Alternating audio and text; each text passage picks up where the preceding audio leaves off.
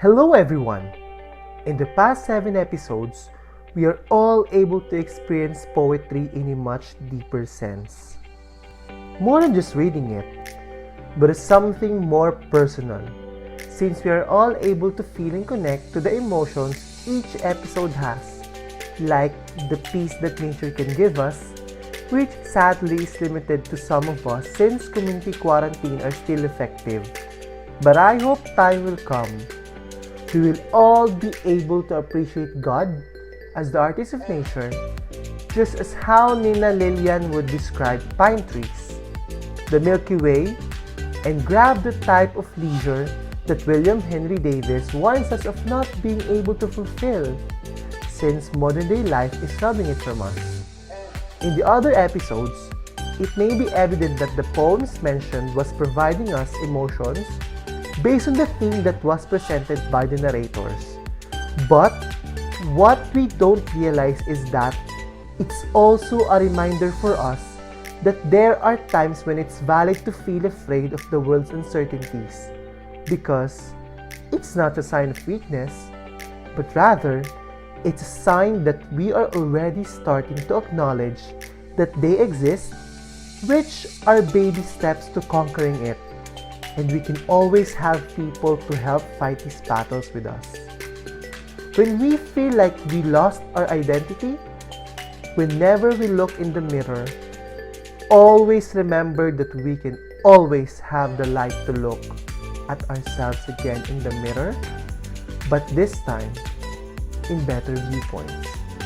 Honestly speaking, the whole series, if you imagine it, was a lot to handle.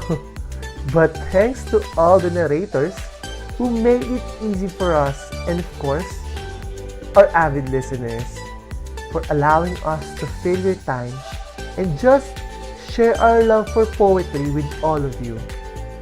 If I'm going to ask you about your favorite part in the entire series, what would it be? My favorite one would be the one about fear and sufferings, episode 6. It is because of its thrilling ambience in the opening part that was highlighted. The first poem gave me the chills and definitely made me rethink my life choices. And also, I listened to the poem after hearing the part where it said, "Each morning, it is her face that replaces the darkness. In me, she has drowned a young girl, and in me, an old woman rises toward her day after day, like a terrible fish." It brought a realization in me that I have been robbed of the childlike innocence and positivity that I once had.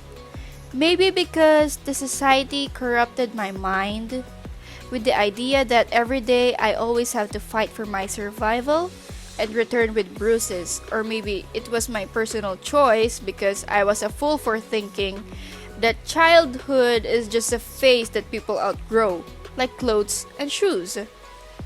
Who knows how?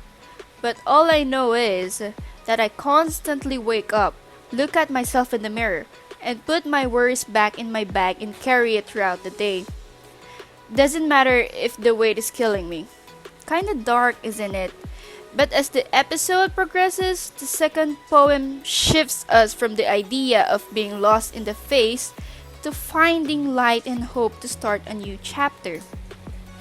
It reminds us that life is full of uncertainties, and when I say full, I mean it.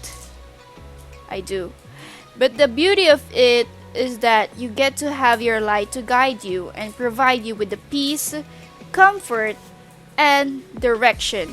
You just have to find it. In real life, it can either mean the people around you or the things you love to do will remind you of your purpose in life. And it's up to us to tailor something that will be suited for you.